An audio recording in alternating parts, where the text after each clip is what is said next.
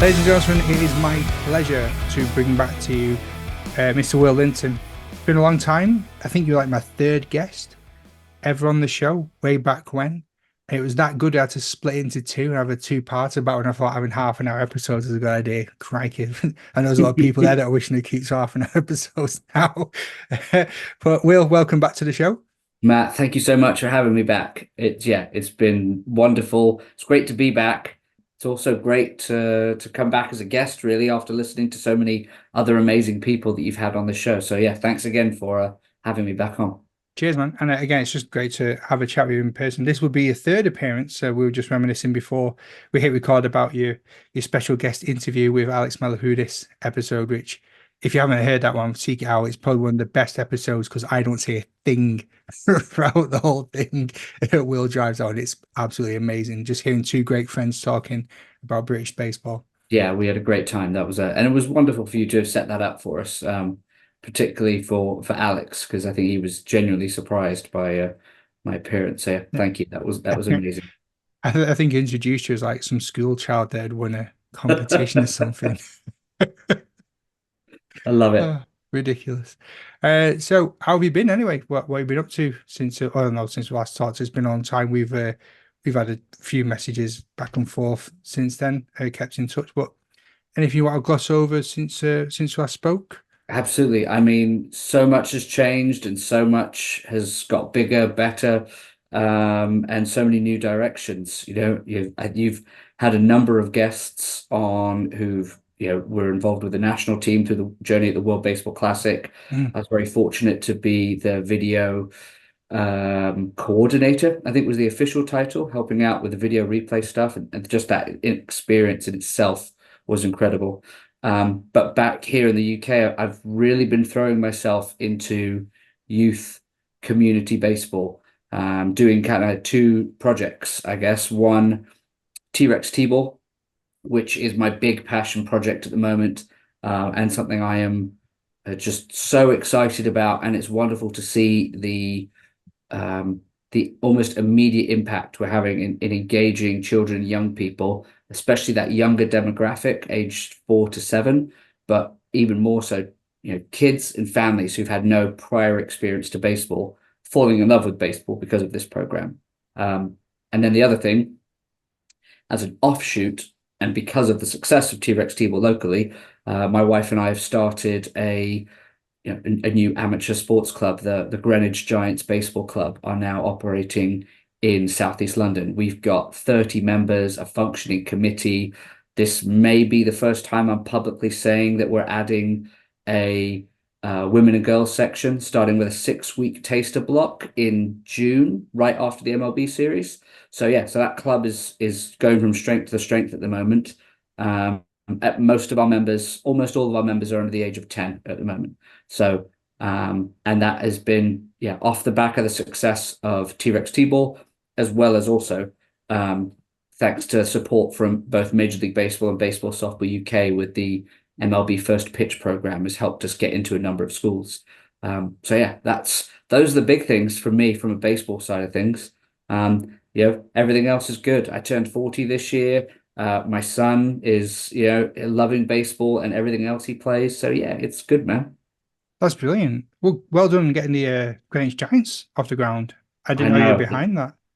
That was, I mean, it was one of those things that the T-Rex T-ball is amazing, and I'd love to be able Mm. to get into more details around T-Rex T-ball, but there are some limitations around it being a program that's directed more towards 4 to 7 year olds. And what it became apparent was we needed to shift T-Rex T-ball from a sports organization to a format. So a format that, clubs around the country, around Europe, around the world could use as a way to engage 4 to 7 year olds. And the Greenwich Giants still run T-Rex T-ball as our 4 to 7 year old section. But we needed a way to capture the older age group. We needed a way to think about, well, what does the home of baseball look like in Southeast London? And that was the impetus for the Greenwich Giants.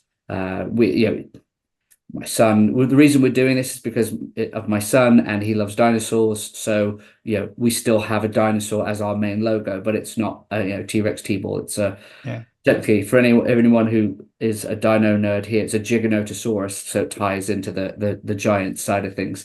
But yeah, and the vision for that club is to have as much local baseball as possible. I'd love for it Yeah. to be a bit of a hub for Southeast London, where kind of anyone who wants to come and play and receive quality coaching can come down, and eventually we swell the numbers, not just from the kids, but also the adult section, to have a fully functioning local league, with then teams, I guess you could say representative teams, that could go play in various BBF events and leagues. But that's still underpinned, if come back to this point about the hub, of like really true to form grassroots baseball across Southeast London. The idea of jumpers for goalposts, the concept that T-Rex T-ball was born out of, is that still operating not just in Avery Hill Park where we are now, but Elton Park South or Charlton Park, over in Lewisham, up in Thamesmead, everywhere across Southeast London, Beckenham and Bromley. And then from those groups, if they say, right, well, how do we take this a bit more seriously? Right, you go down to Avery Hill Park, and this is where the club's at. So that's sort of where the early stages of my vision for baseball across Southeast London. But yeah, I'm super excited about it. And it's actually, I've got to be honest, it's been really wonderful, the level of support we've received from both the British Baseball Federation and Baseball Softball UK in terms of moving things forwards. And I think sometimes both organizations get an unfair rap. But in my experience, they've been very supportive. I will say, and maybe this is where people misunderstand their role, they have not been on the ground, running sessions for us, going into schools, designing flyers. Like, we've done all the work. I've been the one going to schools. We've designed everything in-house. We've had a few friends help us out with the actual graphic design piece to get the icon sorted out, but the social media stuff, everything is within us. But they have helped us with a couple key introductions to some people. We've built some relationships with the local authority, but they've helped grease the wheels. They've provided some grant money to help get some equipment to start things off. They've introduced us to the school games organizers so we could get into the schools. So the program wouldn't have been as successful in this first, well, we're months in. The club was formed in February. We had our first session in April. It would have been successful without them, but they're also not the only people involved. T-Rex T-ball was a big part of it, and the amazing committee, most of whom are all parents who have had no experience with baseball up until their kids joined within the last 12 months. So again, that's just a wonderful example of when you position your club in a way that is attractive to parents and you provide them the opportunity to give back, they bite your hand off, and it's been amazing seeing their level of organization and professionalism brought into baseball. I feel like we're winning with our committee, if nothing else. That's brilliant. So what sort of kids do you find turn up to your sessions then? Is it kids that are just like not enjoying football, or are they balancing baseball with other sports, or are they just fresh in from trying it new? Like, Big range. We haven't got many football players yet because our sessions are on Saturday mornings. yeah, And so a lot of the football kids are playing football on Saturday and Sunday. We've had a lot of interest from the football community from when we've gone into schools, and some of the parents who are friends of Alex's and friends of mine from the school run, but it just clashes with football season. And football is an 11-month-a-year sport, and then when they have that month off, they're told they need to have extra practice to be ready for preseason. So if you play football, it kind of swallows you up, unfortunately. But what we do find is, yes, we've got kids who have fallen out of love of football for whatever reason, or maybe they just haven't made it to a team. We also have kids who are balancing other sports. So a lot of them do swimming, tennis. We've got one boy who leaves tennis, and then he's 10 minutes late to our session because he's got to get across, it's not the other side of town, but it's the next town over. So yeah, He's doing tennis first, then he comes to us. We've got hockey players, a few golfers, we've got dancers, all the way through then to those kids who just haven't found any sport and they're just not yet sporty. And this is the thing that they fall in love with. So we've got quite a broad range of experiences, which is wonderful. It's wonderful to see how baseball can resonate with so many people. And we also know, because we've had the feedback from the kids, it would also resonate with the kids who play football if only they had the time. But they Yeah, don't. So that's something that we can't yet overcome. no, it's true. So what's been the key to that success? Was it, I know you said the TXT ball is quite important, but was it just going into the schools and being able to promote baseball in the schools? Yeah, so we were chipping away with T-Rex T-ball in Avery Hill Park. This is now year 3. And at the tail end of last summer, we did 2 things. We went into a school fair and we went into the equivalent of a village fete. It's London, so it's not a village fete, but it's that setup, right? It's Yeah, in a park. They've got inflatables, there's stalls, there, people coming around. And we just ran a few, we ran it's not a demonstration, it was a just come and try baseball, but we set it up as one of our T-Rex T-ball sessions where we call it Over the Rivers of Lava. It's a hitting competition where kids are trying to hit balls as far as they can, hence Over the Rivers of Lava. And we set it up so there are 4 tees, so you've got 4 people hitting, everyone else is in the field. So the principle is maximize participation.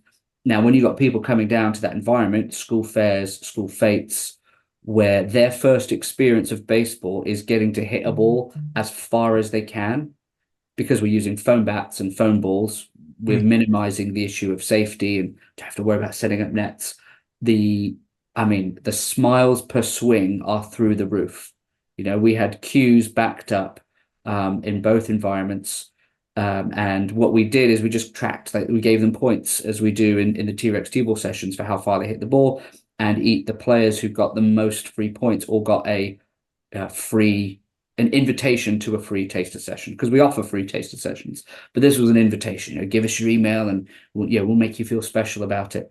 That was a huge success. So that immediately after that event, that Parks Fest event, our numbers jumped from 12 to 15 all the way up to 30, and they haven't dropped. Not everyone is come back all the time. When we then said, hey, okay, you've had a couple of free taster sessions and we need you to pay now, some people dropped off, but then other people came in because we kind of got to that critical mass where people are now telling their friends. Now going to schools, that has supercharged it a little bit. And we've been very proactive. We've been in, I think, 6 different schools and coached I'm close to 700 kids this term so far. wow. And I mean, I'm fully booked in June now. So Yeah, I'm in a school almost every day throughout the month of June when we get back after half term. So it'll be interesting to see just how many kids we'll have coached and then what the return on the investment is to the club. Like how much does the membership grow? How much of it is an awareness piece? But then what's great is because of the schools are now having that experience from those free taster sessions, they're now starting to take their own destiny in their own hands. They're asking, like, how do we set up fixtures? Can we have a festival? Can we do this? We want to play more baseball. Some of which is funded, a lot of it is not, but we can find a solution for it. We'll find a way to make it happen. But it's great. It's wonderful to see the schools, and I don't know if it's culture's changed or PE staff has changed or whatever it is, but there's a real push, especially from the PE staff, and when they see baseball as not just a sport that their very best and brightest will be good at, but it connects with the kids who haven't really engaged with sport yet. And so it starts checking off boxes for them, because from their perspective, they need to develop physical literacy across the year group, across the school. It can't just be about the best 3 or 4 athletes or just the football team. And yeah, baseball seems to be a sport that is resonating with them. And I actually had a really interesting conversation with a PE teacher where we were talking about baseball versus cricket. And I'm always cautious in that space because I'm a cricket fan. I work in yeah. cricket and I really like cricket, even though baseball is my first love. Second love, obviously, after my wife is number one, Of just to course. be clear in case she's listening. Um, But his point was in a lot of state schools, they don't have the surface to play cricket. Because if you bowl a ball, tennis or otherwise, onto grass that is only cut, once a month by the council or whatever it might be, then that ball doesn't bounce well. You can't play cricket on it. So they end up just playing with a full toss. And his response was, well, if we're playing with a full toss, we might as well just play baseball. And then that led in a different way for his reasons why he's particularly liking baseball. And again, not to knock cricket, but baseball is a sport that can fit in so many different environments that other sports may find it more difficult to. And it's been really fun going to schools, and then using the MLB first pitch resources and using the T-Rex T-ball resources and using them to deliver baseball in a way that, if I'm honest, I've changed drastically. I've been going to schools for 15 years, 20 years now. And the way I coach now is so different from when I started. And I think sometimes that can be a barrier for us as a community going in, because we go in and we think, we got to teach baseball this way. I was having a conversation with a coach who's in our T-Rex T-ball cohort. So I've got a group of coaches from clubs who are all trialing T-Rex T-ball this year, and they're in a Slack channel with me, and we share practice plans and ideas and back and forth. And I asked him, like, well, how did it go? He said, well, one of the things I do differently would be I wasted a lot of time teaching some of the older kids how to put a glove on.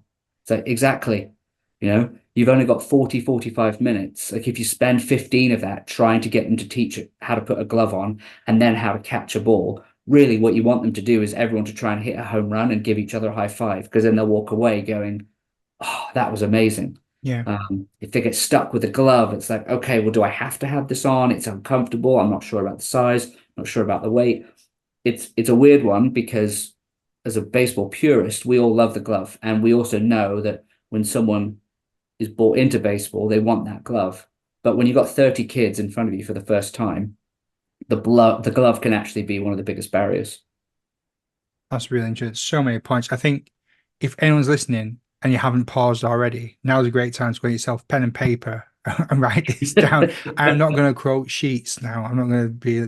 You should do. He's a good guy to quote. Oh yeah. But some incredible takeaways from that. And we've not even started on the meat and veg of the main story yet. But this is it's so good to hear, because I had a similar conversation. I'm on I'm a parent governor and special educational needs governor at my son's school. And I was chatting to the PE teacher there, and they were doing a throwing and catching program. And it was actually John from Manchester Baseball they met to do this course or something like that. And he was talking with him. And I said, yeah, that's my club. And we've got to talk about baseball. He said, oh, you've got to come down and do it. And I was just like, brilliant. I couldn't get the time off work. Too short notice to be able to go down there on a Monday evenings and help out with the kids. But I was frothing at the mouth to go down there and do it. And I was having a conversation the other day about how important it is to try and get youths into the sport, because without them, that's your pipeline for your club. These kids have got to go and play. And like you've got 30 kids there that you're going to be able to have like in-game tournaments and all that sort of stuff. And heaven knows what sort of fun and games you're having down there. But when you see like some clubs that don't even have a youth set up, or there's not enough kids at a team to be able at a club to have like a proper game or something, it really sounds like you've really hit the nail on the head with what's important and what's not important. It's not about having games, like you said, then just getting the ball in a team, just smacking home runs and just hitting the ball. It's like whenever you're at football or basketball practice, you see the kids and they just all you want to do is play. Like no one wants to do the drills. It's like going straight for that fun focus, get them hooked on that sort of stuff, and then they can develop the other bits and pieces later on. It's exactly. You're so right there, Matt. And I think that I'm going to take the gloves off for a minute, just so and then we'll get back to being really positive. But for me, like if clubs don't have a youth team at the moment, my question is like, what are you doing?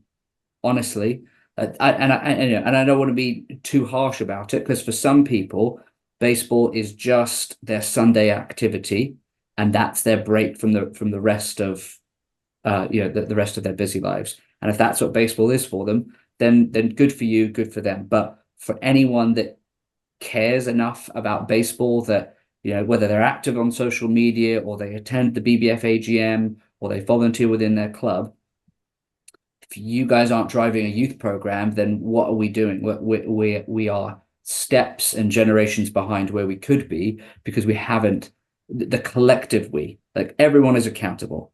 Yeah. BBF, BSUK, clubs, the elite clubs all the way down to the new clubs, startup clubs like the Greenwich Giants. We're all accountable. And if we're not doing it, then what are we doing?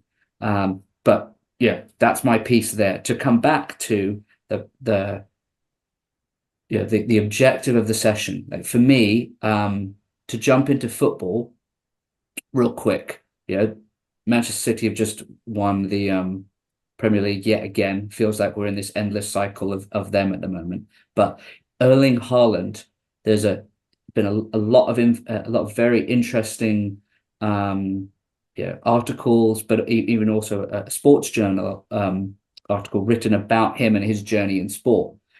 And the thing that blew my mind was when he grew up, the club that his dad and some of the other friends were a part of, they had this concept that rather they're going to have really competitive home and away fixtures, their goal was just to try and take a group of kids and just make football fun and make it really accessible and let the competition happen when it needs to. And they had kind of three main objectives, which was as many as possible, for as long as possible, and as good as possible. And they did this with about 55 players, was roughly mix of boys and girls. And they kept this group of players together for 10 years. So from the ages of 5 to 15. Across those, quick side point, most of the other clubs in Norway were all kind of bad mouthing Haaland's dad and everyone else. Oh, you can't do this. You need to professionalize. You need to make training really formal. We've got to select the best 11 and play against the next town's best 11. And they pushed back and just said, no, it's not the way how we're going to do it. We're going to keep these 55 players together. We want as many of them as possible for as long as possible and to get them as good as possible. And at the end of the 10 years, they had only lost about 5 players. They'd kept the group together because it was fun, because it was the highlight of the kids' week, going to football practice. When they turned 12 or 13, I think, the club then said, right, we're going to give you an option. You can either keep just coming down once a week to our fun practice. If you want to take it more seriously, we'll have an extra 2 practices, but only if you want to. This is not a selection. We're not having a tryout. We're just giving you the option. And so some of the kids took the more serious routes. Other kids just kept playing with their friends. But again, they kept this cohort of players. And it might have even been later. It may not have been as young as 12. It might have been close to 14 or 15 towards the end.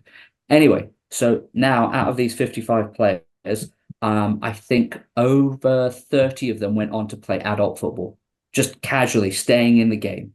Of those 30, 12 of them went into academies, 8 of them turned pro, 1 of them is Erling Haaland. That's a tremendous success rate from 50 players, 55. That's incredible. And the learning that I'm getting out of this is the most important thing I can do as a coach is make sure that the players in front of me, especially young people, that their smiles are so big on their face that the only thing they want to do is come back next week. Yeah.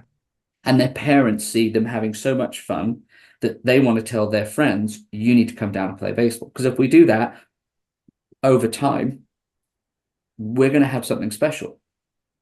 It's going to take us 10 years, the double play feeds and the ability to throw a changeup may not be there right away, but it's about the journey. It's about keeping it as many of these players together for as long as possible so they can get as good as possible. And they're going to get good because they're going to be having fun, because practice isn't a chore, because practice is the most fun thing of their week. And so then it comes down to, well, how do I scale it? How do I make it fun?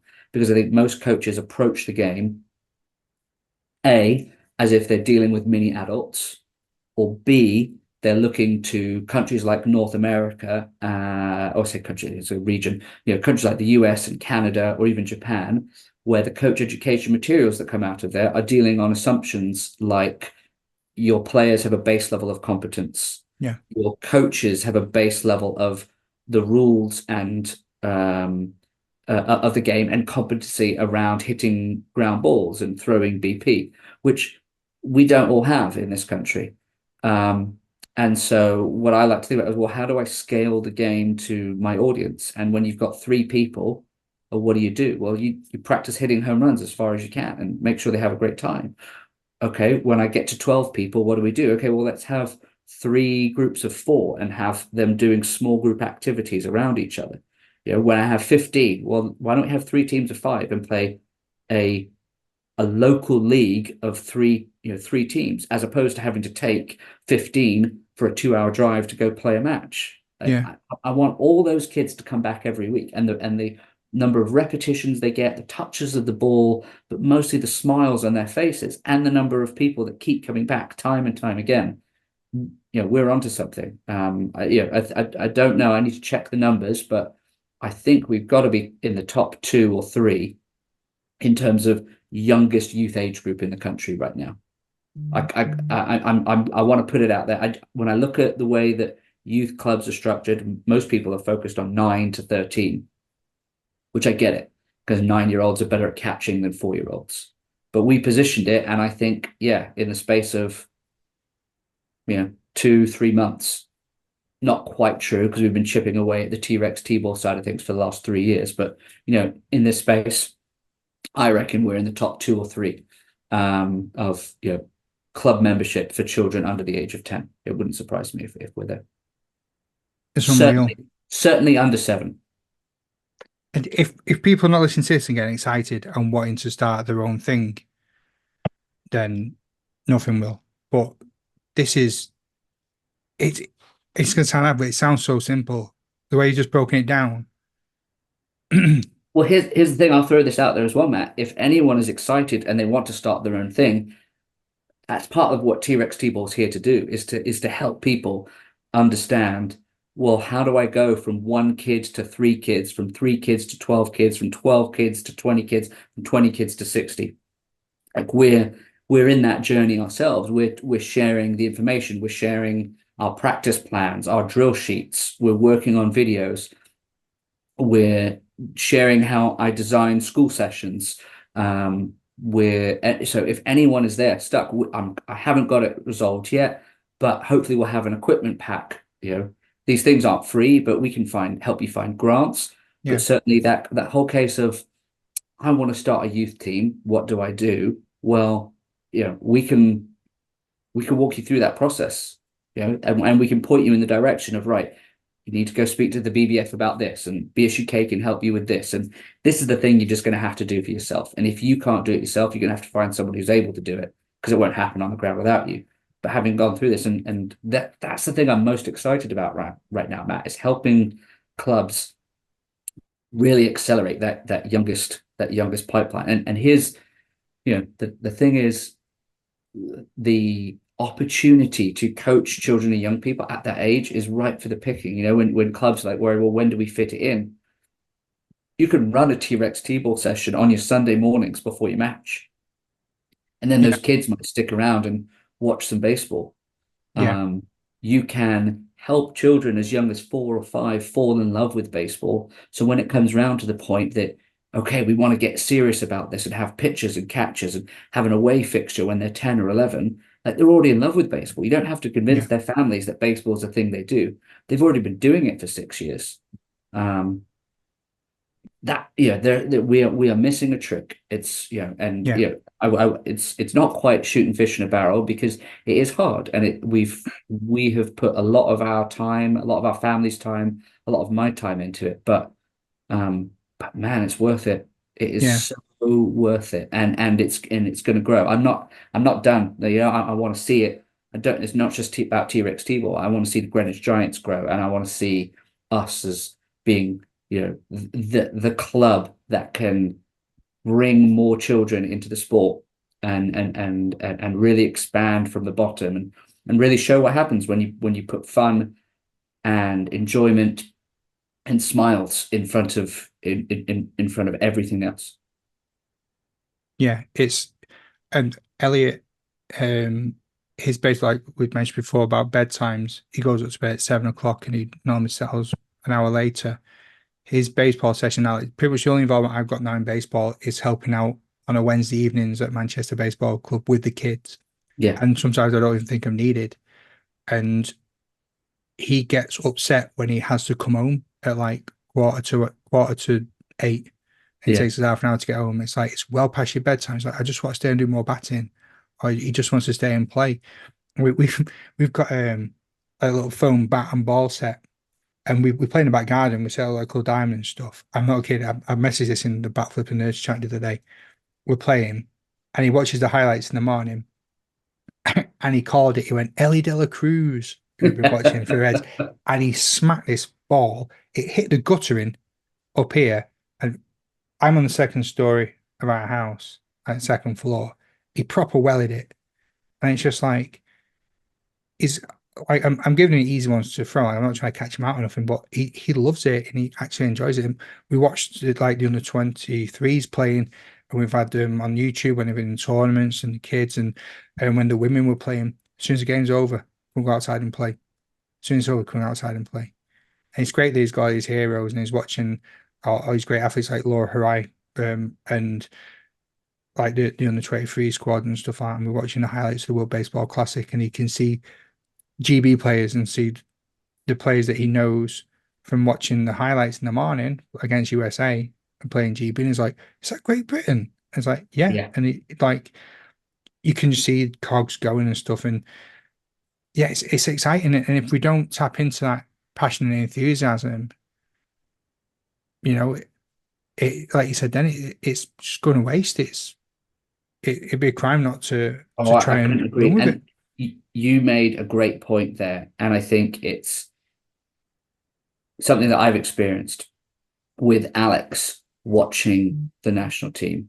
You know, he still watches reruns of the World Baseball Classic highlights. Mm, You know, probably watches that more than anything else, as well as we watched every game of the Euros and everything going on, and that conversation about the role of the national team and whether it should be shooting for the stars and shooting for gold, and the players that come with that and the repercussions that come with that, and whether that's helping baseball in this country or hindering baseball. Those are all valid discussions to have, and I think it's an important conversation to have. However, the point that I have not yet heard mentioned is the thing that I see from my son and his friends, who at 6 and 5 years old and 7 years old, they see GB on the TV and they see themselves as being on that team because of their performance, because of guys like Daniel Cooper and Harry Ford and yeah, Michael Roth when he was still playing, yeah, yeah, Vance Worley. When those guys are on the screen, my son goes, I want to be on that team. And that inspires him to go into school in his GB top and tell everyone about GB baseball. It yeah, inspires him to go and play catch every single day. It inspires him to encourage all of his friends that they should be playing baseball because he sees that. Were it not for the success of that team, then my son would just know me as Dad, the baseball coach who goes away on GB trips. And I haven't done that for a few years now, but that would just be his memory. Whereas yeah. now he, just like Elliot, like they see that, and they're not going to be the only kids. You see the kids in, I can't remember where that primary school is, up in Norwich or Norfolk area. Maybe it's Colchester. I mean, those kids went absolutely nuts because of seeing a clip of Harry Ford. Like that wouldn't Oh have happened, yeah, yeah. you We're know? on the classroom with the Harry Ford master. And again, that's not to diminish. There is an important conversation to be had, is Yeah, making sure, okay, what's the pros and cons, and how does this all work out? But people don't, when people say, oh, having overseas based players means there's no chance for our kids, they're talking to the wrong kids. they're not talking to my son. They're not talking to Elliot. They're not talking to the hundreds or thousands of kids in the primary schools that I've been in assemblies, showing them pictures of Trace Thompson hitting home runs Yeah, yeah, of the USA, or Michael Peterson throwing 100 miles an hour and striking out Nolan Arenado. Like those kids are more inspired than I've ever seen kids in this country to play baseball. yeah, And that's an incredible thing. And I'm so thankful to the national team and the trajectory that Liam put them on and the direction that Drew is taking them on. I mean, they have, they've taken they without question, both of them stood on the shoulders of giants. If you think of, the likes of Dempster and Rapaglia, who came before them, but boy, have they supercharged that ship. And yeah, it's a fun ride, and we as a country are going to hopefully reap the rewards of that for many generations to come. yeah. It's the only thing that makes me feel patriotic. I'm not into nationalism, nothing. Like, I don't care about the football team. I've been looking to see if I can change my nationality. If you can pick your own gender, then I can pick my own nationality. Like, I'm Norwegian, I'm Icelandic. But as soon as the baseball comes on, like, GB is my Mm, team. I'm so behind them and so invested in it. And it makes me feel proud in some sort of way. yeah, And just, absolutely. yeah, I love it. And I've been able to tell people at work about it and spreading the word that way. It's, yeah, proper gets my juices flowing. And it's what keeps bringing me back to this microphone and to having evenings where I don't see my wife for a few hours because I'm interviewing people and the editing process and all the stuff that goes behind it because it drives me. Yeah, And I love it. I love the stories and I love what it's doing. Like we said then about inspiring the kids. It's if you seen Travis Harfield's latest thing on Instagram, he's throwing over 90. that's awesome, man. You know what I mean? And I've seen him like one of the quickest players on the Manchester baseball field, one of the nicest kids like you'll ever meet. And Elliot has had interactions with him. Like he gave Elliot a load of his old stuff when they're moving. So he's Yeah, got like Travis's old jerseys and stuff like that. And he can see Travis and be like, I've got his stuff. Look what he's doing. yes, That's his guy. You know what I mean? yeah, that's incredible. Yeah, That's it's awesome. unreal. Yeah, it's proper. It makes me excited for the future. And like we're recording this on a Tuesday night. I am now more fired up than ever to get to that practice on Wednesday with the kids. Yeah, yeah, And I can't wait. Cannot wait. It's going to be absolutely. great. And then to jump back to T-Rex T-ball again, like the point I don't want to gloss over is the dinosaurs are not just a gimmick. They are integral to the program. Mm, And they work on a number of different levels. They have on one way, they connect and resonate with children and families who have not yet found their sport because kids like dinosaurs. Not mm, every kid, but a lot of kids like dinosaurs. And that has been kind of a unique selling point for us to kind of stand out from the crowd of other sports. And bring them in. So you've got the name, the idea of dinosaurs there. Then you go one level, the next level down is the activities. I referenced Over the Rivers of Lava earlier. We have games like Extinction Zone or Round the Triceratops Horn, where the kids throw the ball around the infield. So it's called Round the Triceratops Horn because you throw it around the horn, but yeah. dinosaurs, it's Round the Triceratops, right? So you got all that stuff. But then it goes a step deeper when it comes into helping kids get better. Like that's, there's the agency we want to give them as a level of autonomy in their own ability to play, but also a feeling of self-worth that comes from getting better at something. That's really what coaching is. Like you want someone to feel like they got better at something. And the problem that I think a lot of people make is one, they make the mistake of treating kids like small adults, and they're just not. They move different, they think different, they behave different, they interpret language different. Um, and then they also use coaching techniques that in some ways aren't actually effective for adults anyway, like directive coaching, which I'll explain what I mean by in a second. and it's not effective for adults, and they try and use it with kids, and it doesn't work. And like, why are we stuck here? So directive coaching is where you tell someone exactly what to do. Like, I want you to get better. I want you to get into an athletic position, Matt, and I want you to bend your knees, sink into your hips, hinge in your hips, get into these positions. And so, first off, can you get in those positions? Do you know what I mean by the language? And even if you do know what I mean, are you bending enough, or are you bending too much? So a more effective way in general is to use analogies. So if we think about an athletic position, like, what other sports have you played, Matt? Because I don't think we ever Crikey. got into this before. Basketball, ice hockey, uh, boxing to some extent. Perfect. So we could use any of them, but from a boxing standpoint, if we wanted to talk about throwing, we could talk about getting ready to throw a punch or a haymaker. If we talk, and that gives you a connection. It's like, okay, Mm, I've boxed before. Okay, yeah, throwing isn't punching, but you get a sense of what your arm needs to get into. If you've played basketball before you field a ground ball, I want you to act like you're trying to defend me. Like, that's the position I want you. Imagine I'm an attacker, yeah. you to defend this ball. You now have a mental image that it's the same image as from me as an athletic position, and I get a sense of what your movement competencies are, and we can now adjust from there, rather than me trying to give you a 5-minute instruction as to how to perfectly field a ground ball. Now let's take that to a kid.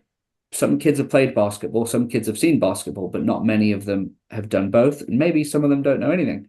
But most kids know what a T-Rex looks like. And if you ask them to stand like a T-Rex, they get into an athletic position because they become, these little dinosaurs out on a field who move around with big steps and hops and sideways and flip and fly and roll.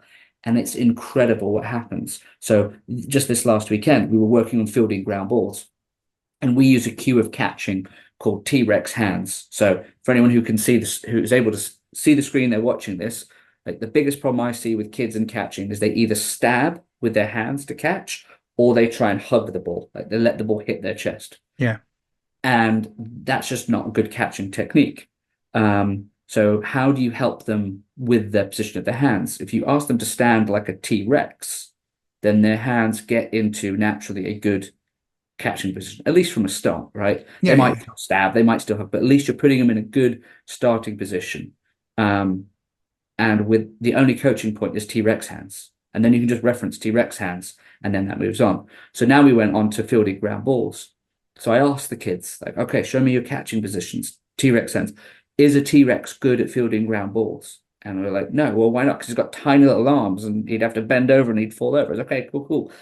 So what could we do? Like, they came with different ideas. So then I was like, what I said was, how about if we turn our T-Rex hands into Spinosaurus jaws? So then the hands become these big jaws of a Spinosaurus, and that we want the Spinosaurus jaws to eat up the ball. So they're now going to eat the ball, which requires them to then bring the ball back into their tummies, which is, I mean, if you can get a 4-year-old to do that, that's pretty good ground ball fielding technique. He may not be the prodigy you see on Instagram, who knows how they've got that level of skill. Yeah. Yeah. But for the majority of 4-year-olds, fielding the ball cleanly and bringing it into their stomach before they make a throw is a huge win.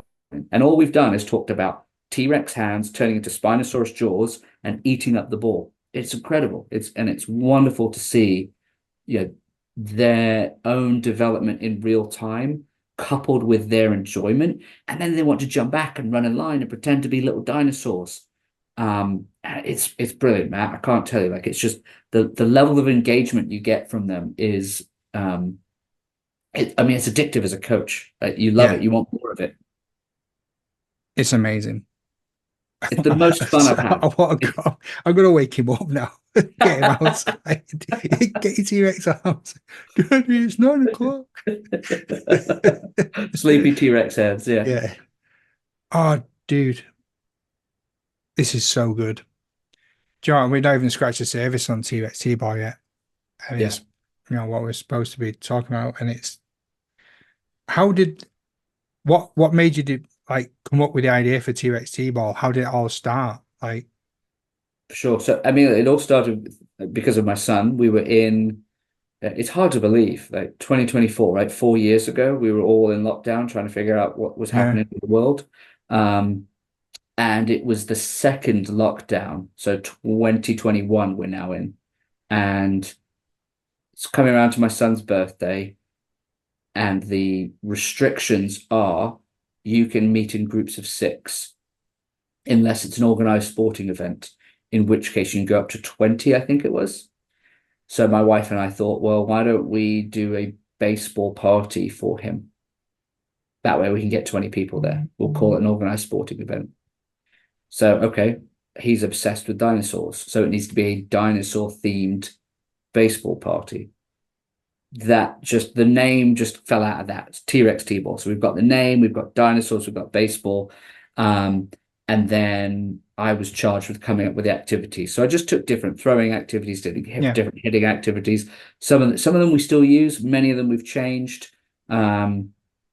We started off with a throwing activity where I pulled nets together and put a cone on top. You had to try and throw, the ball to knock the cone or the volcano off. We had to change it because it wasn't quite right, and we've adapted it from time. But it dawned on me in that moment we had something that worked as a concept. At the same time, I'd been rattling around in my head this idea of how do we scale baseball for children and young people in this country on 2 levels. One, looking at sports like football and basketball, where you go watch their session and the first 10, 15 minutes is them just interacting with the ball. And they get, they have so many touches of the ball within the first 10, 15 minutes. You go to a baseball session and, you got catch, which with young children looks more like fetch, followed by standing in a line waiting for their turn to field a ground ball, followed by standing in a line for them to get 5 swings before they move on and then go home. And you're begging for them to fall in love with baseball, because the sport isn't, we all love baseball. That's why we're here. But for a 4-year-old, it's not necessarily the best sport. You look at tennis and golf as individual sports, they all have their ways of engaging kids. So I took inspiration from them and then thought, right, how do we merge those concepts of maximizing touch, maximizing interaction with the ball, maximizing repetition in a game that brings out the skills we're looking for. And then I paired it with my background in coaching and thinking about long-term athlete development. And if you go all the way through, and there's not a direct line to T-Rex from T-Rex T-ball to GB baseball, but if you think about the types of players who are going to play for the national team, they have these attributes. They throw hard, they hit far, they run fast, they can catch the ball well. Like they all can do those things. So how can we scale games that focus on those things, that we're not worried about, well, how perfect is my understanding of running from first to third, and do I know exactly when to tag up on a fly ball? We'll get to those points. But what really matters is, can you throw far? Can you throw accurately? Can you catch? Can you hit the ball hard? Like if you do those things, you have a chance to be good at the game. So we then scaled all the T-Rex T-ball games to mimic those skills, paired with some baseball activity so that it feels like baseball. So they're using baseball bats, but not always, because sometimes we'll take batting practice and we'll let them use tennis rackets because I want them to hit 10 moving balls. So Yeah. we've got 4-year-olds now who are not just hitting off the tee because they're swinging tennis rackets, and then they'll move to a foam bat, and then they'll do other things. And it's wonderful seeing what happens when you give kids the space and the permission to explore and develop their own technique without the confines of, well, it's baseball, so therefore we must have 9 in the field and 9 waiting and 8 waiting to hit and 1 batter. Like, do we really have to play the game that way when we've got 5-year-olds? I don't think so. I think there's a better way to do it. So that was the impetus. That was the concept.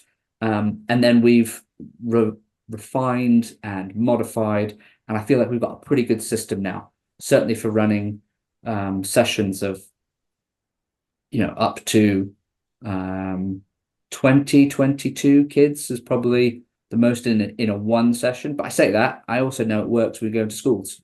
We deal with 30 reception kids or Yeah. 30 year twos, and I'll use some of the T-Rex T-ball stuff in that space, and they absolutely love it. How do you manage to keep large groups of kids like that engaged and interested instead of messing around? Part of it is you have to be okay with an element of messing around because they're kids, Mm, right? You've just got to be, it doesn't have to be perfect. This isn't the military, right? So you kind of have to define the edges of the sandbox. Like when does free play become messing around? And to be really clear as a coach when that is. Because free play, if they're working on something, is totally fine. If they're not listening and it's becoming unsafe, that's when the edges of the sandbox have been crossed. But the best tactic is you have to give them an individual task to do. Like it's got to be interesting, engaging. So almost always the first task we do at every practice is a catching game that involves everyone having a ball or a beanbag of some description. And there's a lot of self-catch. Sometimes it's partner catch. Sometimes it's a race involved in a catch, but minimal standing around. I referenced the hitting side of things. We'll often have groups where we've got somewhere between 4 and 6 kids hitting at a time. And then we'll divide the field in two. So yeah, we might have every other kid in the field, but if let's go with a PE class of say 30 year ones, if I divide them into 4 groups of roughly 7 or 8 is kind of where I'm at, right? yeah. And I've got 2 fields, 3 tees on each side. So I've got 6 kids hitting at once. I've got 8 on the field either side, and then I've got 4 waiting in the wings either side. So I've only got 8 kids out of 30 not doing something at that point in time, where the hitters then hit out into space, the fielders then work together to collect the balls, and then we rotate around, just as an example. Or we might do a game where all kids have a ball and they're just throwing it back and forth and they're trying to field as many balls as possible. So it looks like organized chaos, and it's not always going to look like baseball, because in order to look like baseball, you've got to have one person batting, maximum of 3 base runners, and a lot of people standing around, which if you don't have the attention span or the skill set, which most 6-year-olds do not, it can be very boring and disengaging. That's why your classic photo or image from youth baseball is a kid picking grass, right? Because there's not enough action. So that's what I've done, is like, let's how do we increase action? There's still space for a game, every week. And so what we'll do then, we sort of have our mass warm-up activity. There'll be a physical warm-up where they're doing something running related. Sometimes it's running the bases, sometimes it's just moving into space. Sometimes it's a relay race. Often I like them hopping and changing direction. We use tag games because that's so good for changing direction. Something we don't do enough of in baseball, even though, because tag only happens so often. Whereas in football, basketball, and other kind of invasion sports, you're constantly having to change direction. So using that, even if just for 5-10 minutes. Then a group activity. We did a hitting practice 2 weeks ago called Ankylosaurus batting, which was just baseball 5, but rather than playing a game of baseball 5, everyone just batted for 5 minutes. Just everyone gets a ball, and to then cue it to really get them into hyper focus. So they had their analogy of the dinosaur, but then we'd have them, when we're inside, we get them to bounce the ball. When they're Yeah. outside, we get them to throw the ball up, but they say the action. So it would be, if they throw the ball up, it's pop and then hit. If it's inside, it's bounce when the ball bounces and hit. And so everyone's walking around saying bounce, hit, or pop, hit, pop, hit. And that activity can last 5 minutes, can last 10 if you need it to. So we've got through 20 minutes of our first practice with hyper awareness, because everyone's moving, everyone's involved. There's no standing around. Everyone's got a ball. Then we go into the drill section, and we'll split kids into 3 groups. We'll have, so we've got our 15 kids. Or we can do, my maths is better with 15. 3 groups of 5. Yeah. We've got 1 team batting, one team in the field, and then one team working on a skill. And that lasts for about 10 minutes. And then everyone rotates around. So everyone gets a chance to hit in the game, often multiple times, 2, 3 at bats in a game. Everyone gets a chance to field. So they're rotating positions. We've got a fielding captain who stands where the pitcher is, and then they're all playing different positions. And when they field it, because it's around the Triceratops horn, the ball has to go through every single player while the player then, the batter tries to run round and score a home run. And the advantage of that is, yes, of course, it's a little league home run, but there's something unique to baseball where when you hit a home run, you get to run back and give all your teammates a high five, like you Yeah. just scored a goal to win a football match. And that's special. Like tennis can't compete with that, golf can't compete with that. Cricket, you hit a six, and everyone's on the side clapping you, and then you have to wait till you come back to everyone say good job. Baseball, you hit home. So we got 4-year-olds who think they can hit home. Alex came home the other day and said, I hit a walk-off, Dad. It's like, look, I don't know whether it was a walk-off or not. It probably wasn't strictly by the rules, but that's his experience from the game. And he will remember that forever, and he'll want to tell people about it, and he'll want to come back and do it again. And then the other group is working on a skill in a small group, 4 to 6 kids, often with 1 or 2 coaches, working on improving their catching, improving their throwing, improving their batting. And we rotate those skills around each week. And man, it's awesome. I love it. It sounds so special. It really does. Like, I, I just hope that the kids know how lucky they are to have something like that, because, like I said before, there's a lot of places that just do not. And from the way you're talking about it, you know, why would you not want to have something like that? Yeah, I mean, we love the sport. That's why we do what we do. And knowing that they love it as well, and just getting those little moments that we might not like. absolutely. I'll never hit a home run because, one, I'm not even playing anymore. Two, I was never going to hit a home run, full stop. But giving them that sort of idea and that experience at such a young age, like you said, it's just more and more reason to come back and to enjoy it. And like you said, then the interaction, like other sports that just don't give you that, and to be able Yeah, to give these youngsters that sort of taster. I agree. And look, if a coach is listening, he's like, oh well, I'm not so sure about the little league home run. You know what? If those are your values and you want to change the rules, you can do. Like you can then we don't need to be fixated on rule. Baseball has to be played this way with children and young people. There's a point when it does, there's a point when baseball becomes baseball and you have to.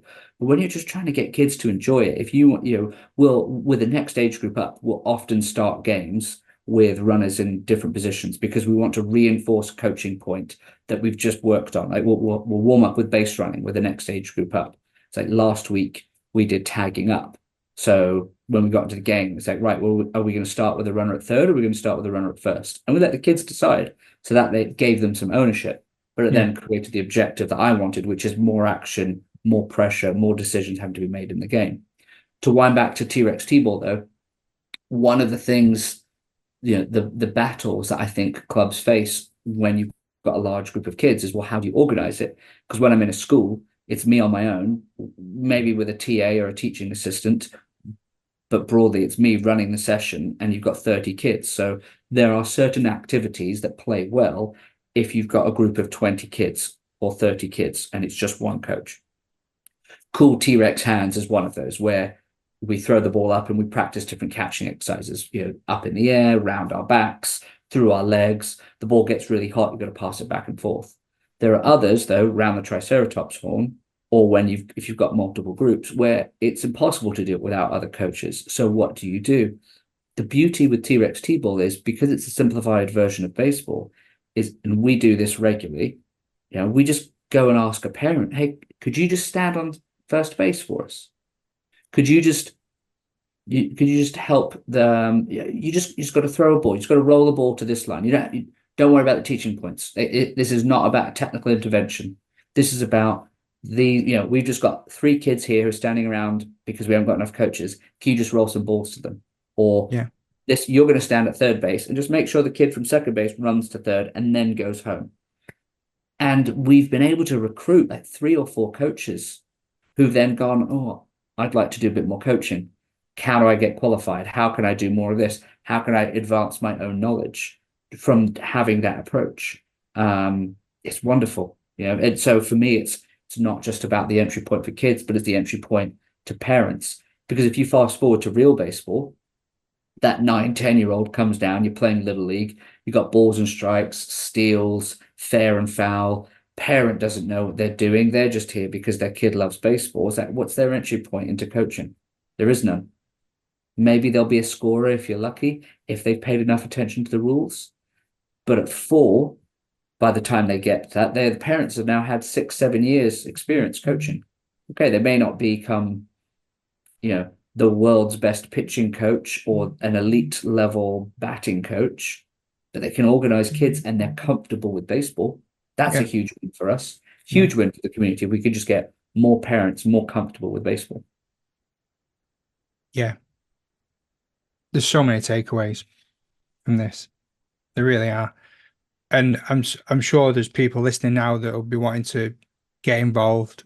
How can we, as members of the baseball community in Britain, or members of a club that don't have a youth setup or want to try and make improvements to their youth setup, how can we get involved with stuff like T-Rex T-ball? So best thing to do is just get in contact. You can email us at trextball@gmail.com. You can find us through the website. We're on most social media, certainly Twitter, Facebook, Instagram. Send us a DM, whatever it might be. We're going to be trying to push out more coach education material, both in terms of informal, just videos and stuff, and then a few formal stuff, as far as an online coaching course and other resources. But if anyone is a club, we've got an open pilot at the moment. Even if it's, we're working in partnership with the British Baseball Federation, and this pilot's running up until November. If anyone from a club wants, to be involved, if you are affiliated with the BBF, you get free access to all the resources that we have, the Slack channel where we've got obviously a group of coaches, but I'm in there answering questions, sharing practice plans. And you can have access to all the practice plans, all the drill sheets, and the videos as they come online. So if anyone who wants to be involved in that, it's freely available, certainly until November, as part of just their affiliation to the BBF, which again, for anyone who's on the fence, so should we or should we not affiliate to the BBF? Currently, you get access to T-Rex T-ball as part of your affiliation, which is a pretty good deal if you ask me. Yeah. Yeah, it is. I'll make sure I put as many links as possible in the show notes for those that are watching or listening. I suppose now is a good time to open up to it. We've got Craig and Brian with us. If either of you like to ask any questions, place your hand up or put it in the chat or anything. But while they're probably thinking of a question, is there anything that maybe you want to talk about before we sign off? Is there anything that we may have missed, or? I think we managed to cover just about everything. There's going to be more stuff. I think just another reminder that we should really be thinking about how we can just continue to bring in more children and young people into baseball. And it's the collective we.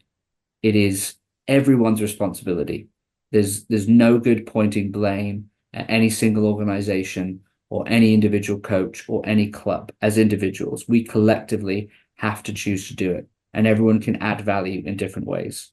I'm so proud and so pleased that we've got to a place where we can offer T-Rex T-ball as a format that the British baseball community can take and run. But just because you have access to the drill sheets and the logo doesn't mean that everything's going to work just yet. You've got to think about, okay, well, who are the coaches? Are they the right people? Because it don't need to be the coach with the most technical knowledge or the biggest expert. You've got to be someone that connects with kids.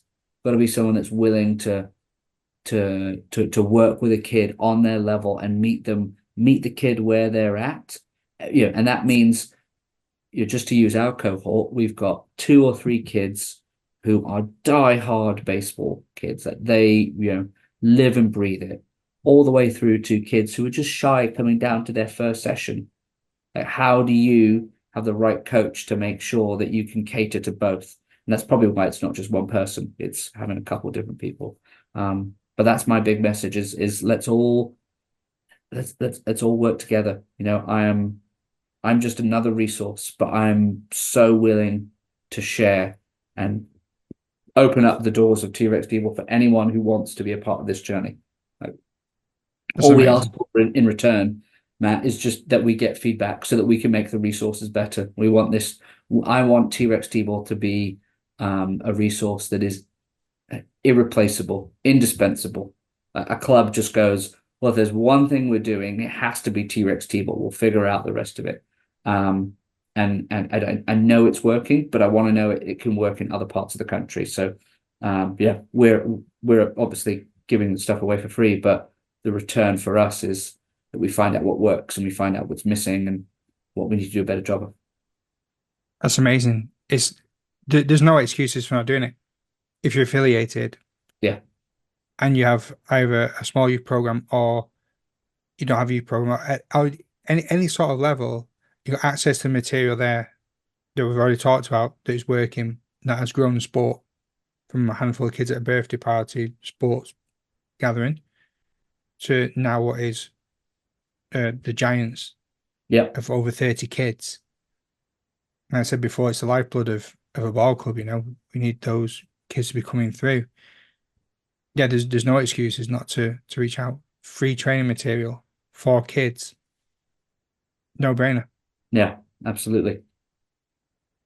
I, I, I feel like I've got more I want to ask, but I can't get me words out. It's I'm feeling very positive and excited about what this can be for the future of British baseball. Like I said, it's not going to be an overnight success. It's going to be like a 10-year overnight success. Yeah, Small steps. What do you think the first steps would be then? Like, say for just random example. yeah. Um,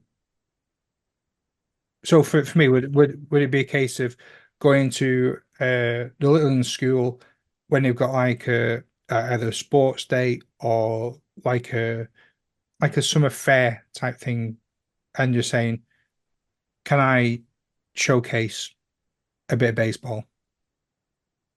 Do you think that's That's such a great question. And you know what? That is something that we should spend some time on, is how do we get into schools? Because every school is different, every borough is different, and everything is organized different. And sometimes it can go really well, and other times it can be really difficult. So my first off, think about where are the easy wins. So when you look at your club, and let's use Elliot as an example, Matt. The first thing you should do is try and go into a school where you have a connection, where you can speak to the head teacher or the sports teacher or wherever it is, so that because you have a personal relationship, they feel like it's something that they should do. And then that gives you an opportunity to prove that what you're doing is worthwhile, and that you have a great product, which is baseball. And we know we do. We just need to prove to other people that we do. So once you've got that first taster in, yeah, think about, okay, well, is it an offer for a free PE lesson? Is it a baseball setup at their summer fair? Is it something during sports day? Probably not sports day, because that's their time, where they're running their own yeah, competitions. But National Sports Week might be a week where they're looking for activities. Maybe it's year sixes after the leavers after they've done their SATs, which is this time of year. Maybe you can offer something there. What I will say, and this has been my learning curve, schools are often planning their academic calendar about 12 months in advance. So it's been, for the school sessions, the block that we have this June has been 10 months in advance of planning. Like, we started planning back in September of 2023. Now, a lot of the bookings didn't come in until April because teachers are teachers. They've got this, they've got so much on their plate, it's hard for them to get into it. But because we sowed the seeds back in September, then when we kept dropping in reminders and we had other people saying, hey, have you thought about getting Will and the Greenwich Giants in? Then all of a sudden it became the bam, let's book all these sessions in. So two important windows for people to think about when they're going to schools is the last week of term, right before schools break up, because that's when that's when the lessons are slowing down and teachers can start thinking about the next academic year. And then the first week of term after the summer holidays, because that's when they're finalizing their plans. The next thing is understanding who the gatekeepers are. So having an individual that you know at the school, super important. And that might be your own child, or it might be the child of one of your club members. You just got to speak to parents, find out where people are going to school, find out, maybe it's a state school, maybe it's a private school. Like, who knows? Like, you've got to ask the questions, see who takes the bait. And then the final piece is, who are the other gatekeepers? The nice thing is, every school has to have a PE lead. Every primary school has to have a PE lead, and they are almost always identified on the website. I don't know if that's a legal requirement or it's a governance requirement, but if you go on the website, you can find out who the PE lead is. I'm not going to give you their email address, but if you email the reception or the secretary at the school and give a little for the attention of this PE lead, now the reception knows who they have to send it on to. They don't have to read through your 3 paragraphs of why baseball is amazing. They could just, okay, let's forward it on to the PE lead for baseball. And then there might be someone that we have. So, for example, in the Bromley Borough, the school games organizers who work with the Youth Sport Trust, they're the ones who've helped set up MLB First Pitch. They're the gatekeepers for the schools. So I needed to get the school games organizers on my side in order for them not just to push out information about our free tasters, but when the schools go back and say, hey, there's a baseball session here, what do you think about them?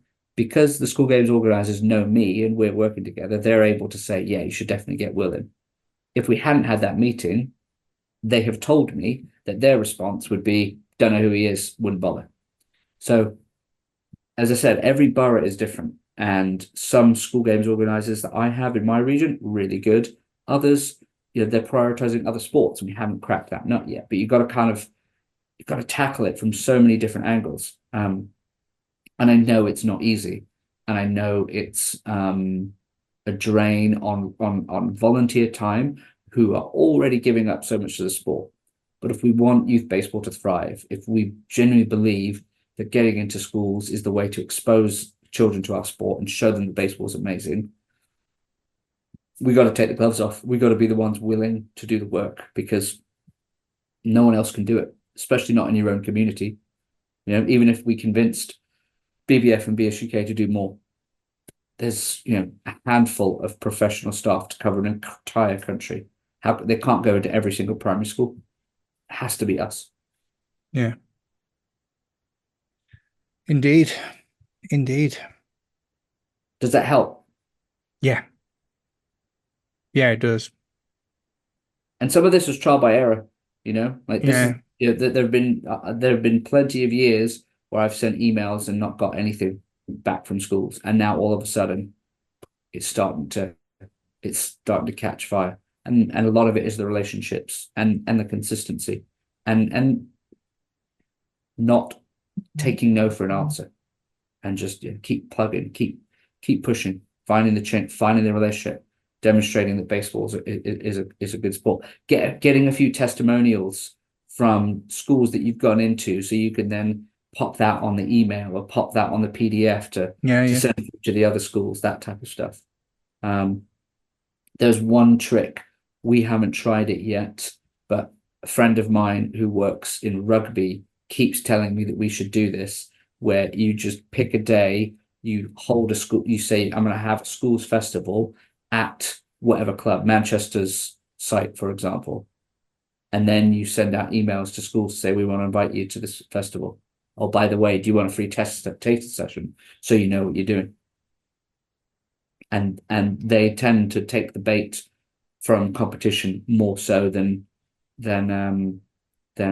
just random sessions. At least this is his theory. We will find out. I mean, it's hard to know. We've just announced our first schools festival in September, and right afterwards, again, another uptick in people wanting school taster sessions. Amazing. So yeah, it's Amazing. that's the way. I'd love for anyone that's struggling to get something off the ground to get in touch or comment and let us know what difficulties you've had and also what's working well, what's not working well, and make it like a community like hub or melting pot for ideas. Just to, like Will said before, reach out to him, get in touch. We're all here to help this sport grow, and these are the little seeds that need planting. I'm Absolutely. gutted that my son's nearly too old for t-ball. There's I'm still gutted I can't use time. a tennis racket. Ah, brilliant. Will, this has been inspirational, and I really can't wait for people to hear this one. I really can. It's been fun. I think it's going to be very valuable, a really good. As much as fun as the Alex and you chat was, I think this could be up there with one of the best ones, just in terms of content and information. And yeah, thanks again, as My always, for pleasure. coming on and sharing. What you're doing, what you have done since I've known you, and I know you've been in sport a very long time, has been unreal. If it's been with the smart performance stuff for the community, you've always been involved with the community, trying to help us become better players, better coaches, and now better at leading the youth. So thanks so much for all that you're doing and all that you've done. We really appreciate it. I'm sure there's people out there now that will probably want to send you thanks as well, for the stuff. Because and so if this had lit a fire under somebody, if one person gets up and goes and does something off the back of this, it's been worth it. I mean, it's been a fantastic conversation 100%, anyway. 100%. And it's my pleasure, Matt. Like I've my favorite part about this sport is helping and coaches and talking to coaches. This sport has given me 10 times what I've been able to give back, and I'm so thankful for it. And there's something special about this community, the British baseball community, and I hope that I can just be another person who helps move the sport forwards, as well as doing right by my family, as well as providing opportunities for Alex and his friends in school. And yeah, it's wonderful. And thank you for giving me the opportunity to talk about this, Matt. It's always fun talking to you, but with this context, it feels yeah, a special privilege. So thank you. No, pleasure's all mine. One more I want to know. Do you Yeah. still have Pantera Walk played throughout the school training sessions? No, they did So before. No, let me rephrase it because it makes it sound like you had Pantera playing throughout school sessions. Like, do you still get that played when you go to places? if I'm asked what my walk-up song is, I will almost certainly still go with Pantera as walk, because I just think it's a great one. Um, my son is currently pushing for a band called Code Orange as his walk-up tune, which is pretty funny because they're kind of a East Coast progressive, like metalcore, deathcore type band. So the All fact that right. he's into them at the moment, and he thinks that should be his walk-up tune, I feel like I'm winning on multiple levels with that one. Yeah, that's definitely 1-0 for you. Well, uh, pleasure again. Thank you so much for your time. This has been superb. I really appreciate it. Is there anything you want to say before we go? To you, Matt, thank you again. To the British baseball community, also thank you. And just if you want help, if you want to get involved, if you want to share ideas, if you want to bounce ideas, just get in touch. The internet is thankfully made the world a lot smaller, positive and negative. But from a positive standpoint, we can all do this together. And I want to help as many clubs and as many coaches as possible get more kids in the game, for as long as possible so that they can get as good as possible. Thank you so much. And I'll see you another time.